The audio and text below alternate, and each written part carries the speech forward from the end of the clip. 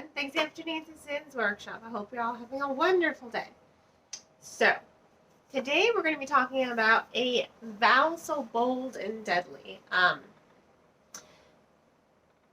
If you remember my review of A Heart So Fierce and Broken, I didn't really like that book a whole lot. I had a lot of mixed feelings with it, especially after reading A Curse, Dark and Lonely. I loved the first book in the series. Followed Ren and Harper. Second book followed Leah, Mara, and Gray. I was not a fan of it.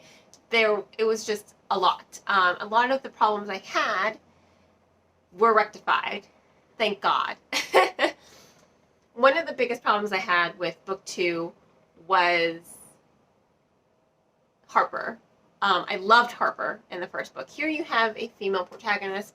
She has cerebral palsy, and she rises to the occasion. She doesn't let people think she's weak. She is fierce. She is a strong woman, a strong young woman. Been thrown into this situation, and she rises to the occasion, and she defends Ren. She falls in love with Ren. Beginning of book 2, Harper was pretty much unrecognizable to me. She had lost her fire. She had lost her spirit. She seemed to be kind of like this docile, I'm going to fit into this princess role and do everything Ren wants me to do. No, I was not okay with that. She was like making excuses for all of Ren's poor decisions, and I didn't like that at all. And I didn't like how they developed Ren either. He was doing a lot of cruel things. He was doing a lot of stupid things. They were both very unrecognizable to me. Thankfully, in this third book, you have a better understanding of why Ren did what he did. He's definitely suffering from PTSD, 100%. Lilith, his tormentor, is back, and she's tormenting him again.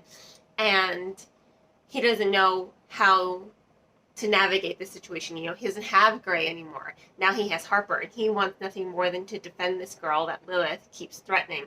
He doesn't want to be Lilith's puppet and toy again. Sorry.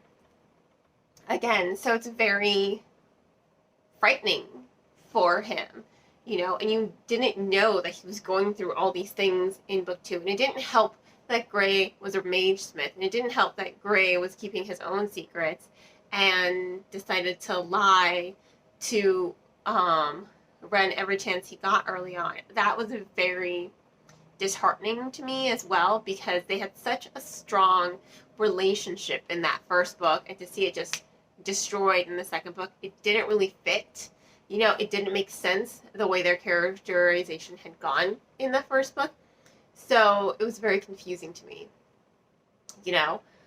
Thankfully, I think we're seeing a little bit more of these characters of who they were in book 1, but in a more developed fashion.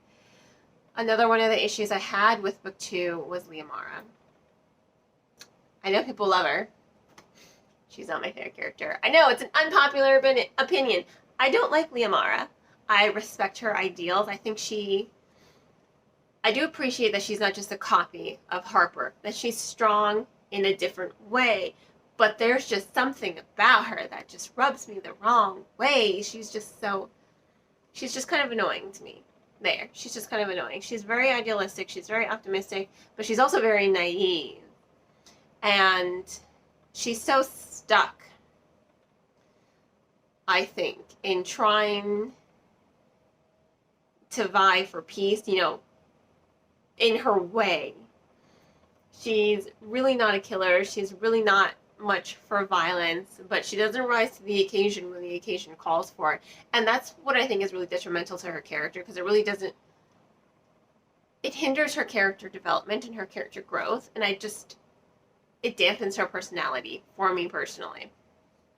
I just couldn't stand her. I just found her so annoying. I felt like she was very self-righteous. I think that's it. I found her to be very self-righteous, and I don't like that at all. Especially given the nature of the situation right now.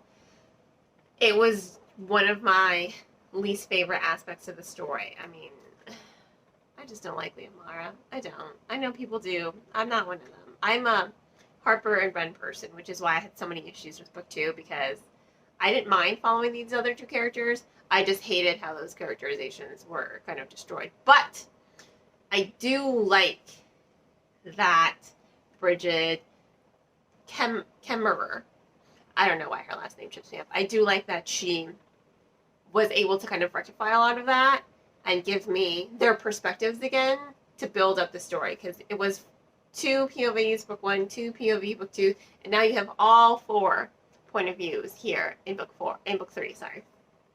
And it was really, really interesting. And I liked it, you know, right from the beginning, right from the get-go, the pacing is. And once you get to that halfway mark, that climax, oh my God, it just skyrockets. Like you're invested in that journey. You're invested in what's going to happen next. You need to see how it's going to play out. I couldn't put it down after that, this 3rd book. Whereas book 2, I was just like, oh, so bored. I was so bored with book 2. But book 3 was very well done. I really do think it was an improvement on top of book 2. However, as much as I would like to give it 4 stars, I can only give it 3.5, and this is why. The ending does not give me any answers. You get to see Lilith fall apart. You get to see her utterly destroyed, and that scene is fantastic.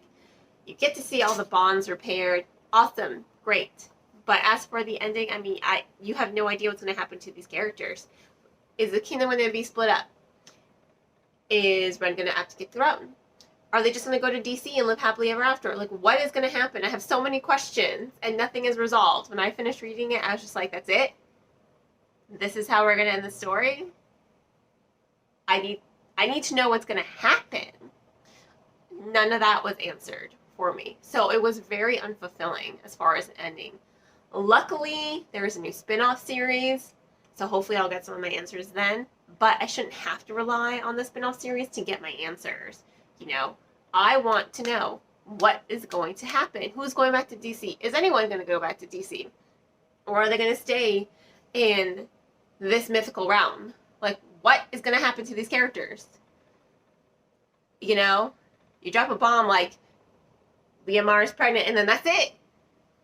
What's going to happen? I need to know. But there were no answers. There were no really strong resolutions. So it was very open-ended. But it left me feeling very underwhelmed. So unfortunately, it only gets 3.5 out of 5 stars. And also, I really couldn't stand Liamar. Still, sorry. Not sorry.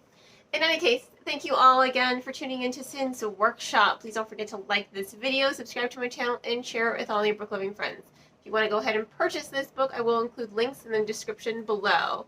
And on that note, please don't also forget to support me by subscribing to all my goodies down below. Any of my social media platforms. You can also become a supporter on Buy Me Coffee, Ko-fi, Patreon, or by purchasing one of my handmade candles on my Etsy store. I hope you all have a wonderful rest of your day, and as always, happy reading!